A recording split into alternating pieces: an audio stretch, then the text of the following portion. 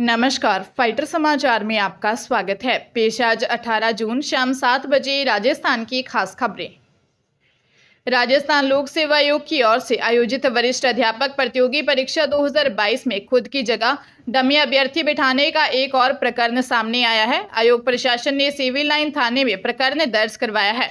प्रकरण उदयपुर के हिरण मगरी थाने से संबंधित है, इसलिए सिविल लाइन थाना पुलिस ने 0 नंबरी एफआईआर दर्ज कर ली है। आरपीएससी के अनुभाग अधिकारी नमन शर्मा ने प्रकरण में उल्लेख किया है कि आयोग की ओर से वरिष्ठ अध्यापक प्रतियोगी परीक्षा 2022 का भर्ती विज्ञापन 5 अप्रैल 2022 को विज्ञापन जारी किया था। परीक्षा के लिए संचोर निवासी मंगला राम ने सामाजिक विज्ञान के लिए आवेदन किया। 21 दिसंबर 2022 को परीक्षा हुई, जिसके बाद में स्थगित कर दिया गया। यह परीक्षा 30 जुलाई 2023 को हुई। गत 21 दिसंबर 2022 में मंगला राम का परीक्षा केंद्र उदयपुर के हिरणमगरी क्षेत्र का एक निजी स्कूल था। जांच में सामने आया कि इसकी जगह अन्य अभ्यर्थी ने परीक्षा दी थी। आईसीसी टी20 वर्ल्ड कप 2024 के सुपर 8 में जगह बनाने वाली अंतिम टीम बांग्लादेश बनी है, जिसने ग्रुप ए में भारत, ऑस्ट्रेलिया और अफगानिस्तान के बाद जगह पाई है। बांग्लादेश ने मुकाबले में नेपाल को 21 रनों से हराकर सुपर 8 में एंट्री मारी है। अब उसका सामना सुपर 8 के भारत से होगा, जहां वो रोहित शर्मा की कप्तानी वाली भारतीय क्रिकेट टीम को कड़ी चुनौती देना चाहेगी। भारत बनाम बांग्लादेश का मुकाबला सुपर 8 में 22 जून को होगा। ये भारतीय टीम का सुपर 8 का दूसरा मुकाबला होगा। ये मैच एंटीगुआ के सर विवियन रिचर्ड स्टेडियम में भारतीय समय अनुसार रात 8 बजे से खेला जाएगा। इस मैच में रोहित शर्मा की टक्कर नजमुल हुसैन शांतो से होने वाली है। एंटीगुआ की पिच बल्लेबाजों के लिए शानदार मानी जाती है। इससे पहले 20 जून को भारत की टक्कर अफगानिस्तान से होगी। अनूपगढ़ जिले के रायसिंह नगर क्षेत्र में पुलिस ने अनेक जगहों पर छापेमारी की। इस दौरान पुलिस ने जहां एक कुख्यात स्टोरियो को पकड़ा, वहीं एक स्कॉर्पियो व 3 मोटरसाइकिल को भी जब्त किया है। छापेमारी की यह कार्रवाई सुबह करीब 7 बजे शुरू हुई। रायसिंह नगर थाना प्रभारी ईश्वर चंद जांगीर ने जानकारी देते हुए बताया कि आपराधिक तत्वों, नशा तस्करों की धरपकड़ करने के लिए पुलिस की 2 टीमें बनाई गई। इन टीमों ने बस स्टैंड, धक्का बस्ती, वार्ड नंबर 16 सहित अन्य जगहों पर दबिश दी। श्री जांगीर ने बताया कि छापेमारी के दौरान मिस्त्री मार्केट निवासी टीकमचंद उर्फ टेकचंद सिंधी ने पर्चा सट्टा करते हुए गिरफ्तार किया। थाना प्रभारी ने बताया कि टीकमचंद को कुछ समय पहले भी सट्टा करते हुए 1,35,000 रुपये सहित गिरफ्तार किया था। जमानत मिलने के बाद फिर से वह पर्ची सट्टा करने लग गया। वहीं कुख्यात स्टोरियो टीकमचंद की गिरफ्तारी होने के बाद अन्य स्टोरियों में भी हड़कंप मच गया। राजस्थान में लोकसभा चुनाव के रिजल्ट आने के बाद अब विधानसभा उपचुनाव पर टिकट वितरण को लेकर सियासत शुरू हो गई है। हाल ही में संपन्न हुए लोकसभा चुनाव में कांग्रेस ने इंडिया गठबंधन के साथ 11 सीटों पर अपना कब्जा जमाकर बीजेपी के क्लीन स्वीप करने का सपने को चूर-चूर कर दिया, जबकि बीजेपी को 14 सीट जीतकर ही संतोष करना पड़ा। इस हार के कारण बीजेपी में हलचल है। इस बार के राजस्थान लोकसभा चुनाव में प्रदेश के 7 विधायकों ने सांसद बनने का सपना देखा, जिसमें 5 विधायक ही कामयाब हो सके, जिसके कारण विधानसभा सीटों पर विधायक का पद खाली हो गया है। इसके चलते अब फिर से राजस्थान में 5 विधानसभा सीटों पर उपचुनाव होंगे। इनमें 1 आरएलपी, 1 बाप पार्टी का तो वहीं 3 कांग्रेस विधायक शामिल हैं। ऐसे में अब सियासी गलियारों में इन सीटों 84, खींवसर, दौसा, देवली, उनियारा, झुंझुनू पर विधायकों के उत्तराधिकारियों के नामों को लेकर चर्चा जारी है। शिक्षा विभाग ने फजूल खर्ची पर रोक लगाने का निर्णय लिया है। शिक्षा निदेशक ने आदेश जारी कर बताया कि अब कोई भी शिक्षा अधिकारी सरकारी दौरे, कार्यक्रम में स्वागत के दौरान साफा नहीं लेगा। यहां तक कि गुलदस्ता और स्मृति चिन्ह लेने पर भी रोक लगाई गई है। इस आदेश से सबसे बड़ी राहत प्रिंसिपल और प्रधानाध्यापकों को मिली है, क्योंकि स्कूलों में आए दिन डीईओ, सीडीईओ, सीबीईओ या अन्य अधिकारी औचक निरीक्षण के नाम पर पहुंच जाते हैं। उनके स्वागत के लिए प्रिंसिपल को हमेशा अपने पास साफे रखने पड़ते हैं। कई प्रधानाध्यापक व अध्यापक तो साफा रोज बैग में लेकर स्कूल आते हैं और वापस लेकर आते हैं। बैठकों में इस्तेमाल होने वाले बोतल बंद पानी पर भी रोक लगा दी है। विभाग का तर्क है कि इससे पर्यावरण संरक्षण का संदेश जाएगा। प्लास्टिक सामग्री के उपयोग पर भी रोक लगाई गई है। बैठक के बजट और प्रावधानों के तहत ही चाय नाश्ते की स्वीकृति होगी। राजधानी के ऐतिहासिक 28 मंदिर विश्व के पर्यटन मानचित्र पर नजर आएंगे। इन मंदिरों का वैभव और इतिहास लोग देश दुनिया में कहीं भी बैठकर देख सकेंगे।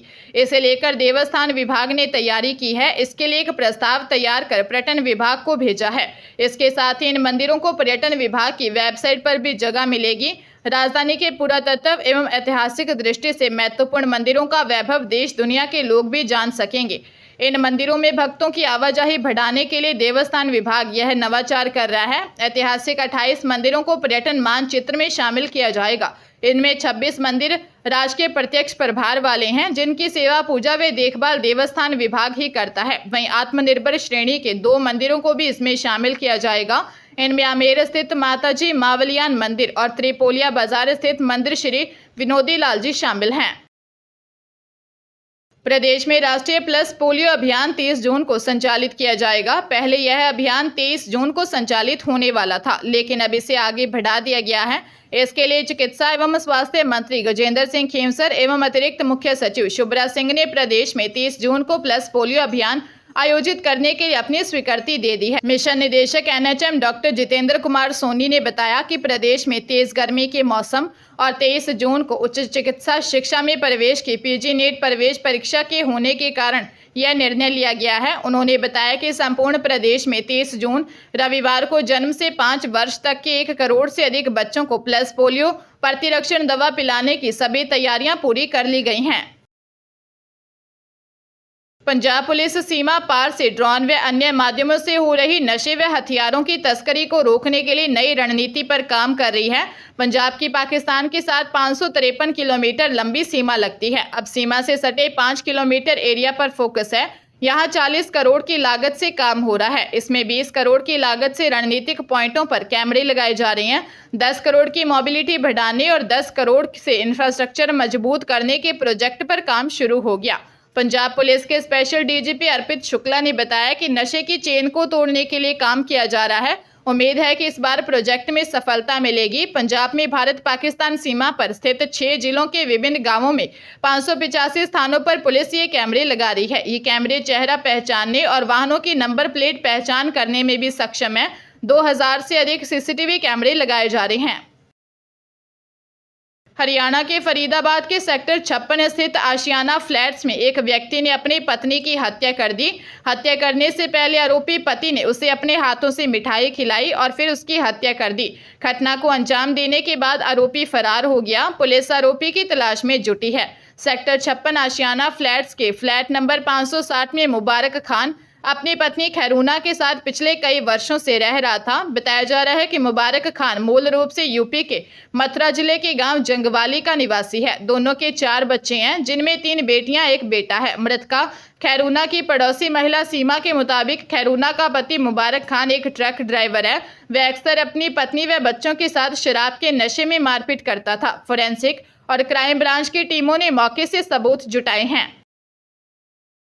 अलवर जिले के बहरोड के नायसराना गांव में पुश्तैनी जमीन को लेकर 2 पक्षों में खूनी जंग हो गई। इस झगड़े में एक बुजुर्ग की मौत हो गई, जबकि उसका बेटा गंभीर रूप से घायल है। पुलिस ने इस मामले में 3 लोगों को हिरासत में लिया। निमराना ASP शालिनी राज ने बताया कि क्षेत्र के एक गांव से भूमि संबंधी विवाद में लड़ाई झगड़े की सूचना मिली थी। इस दौरान एक बुजुर्ग ओम प्रकाश घायल हो गया था। हालत गंभीर होने पर जयपुर रेफर कर दिया था, लेकिन बीच रास्ते में ही उसकी मौत हो गई।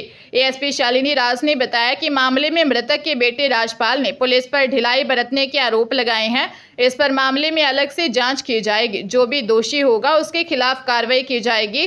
पुलिस ने आरोपियों को पकड़ने के लिए टीम गठित की है।